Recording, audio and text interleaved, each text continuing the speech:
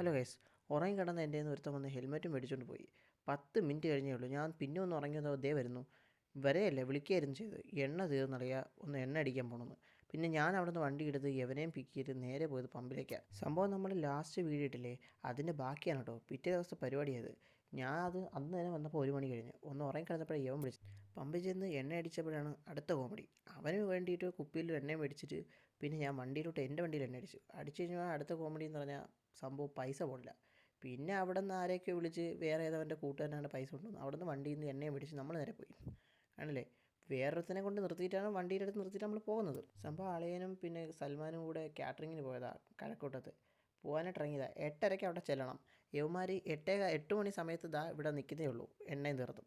അതായിരുന്നു വൻ കോമഡി. തിരിച്ചു വന്നപ്പോൾ സൽമാൻ ചോദിക്കുക, എന്താ താമസിച്ചത്? സംഭവം ഞങ്ങൾക്കല്ലേ അറിയോ, 150 രൂപയ്ക്ക് വേണ്ടി ആരെയൊക്കെ ഞങ്ങൾ വിളിച്ചെന്ന്. എല്ലാ പരിപാടിക്ക് ഇറങ്ങുമ്പോഴും ഹസൻ്റെ വക ഇമാർ എന്തെങ്കിലും ഒരു ഉടായ്പ് കാണും. നേരത്തെ എണ്ണയടിച്ച് പോകാനുള്ള 2 പയ്യന്മാരാണ്. ഇപ്പോൾ എൻ്റെ ഉറക്കവും കളഞ്ഞ് പുല്ലി. ഞാൻ ഇനിയിപ്പോൾ വീട്ടിൽ ചെന്ന് കിടന്ന് ഉറങ്ങാൻ പറ്റുമെന്ന് എനിക്ക് തോന്നുന്നില്ല.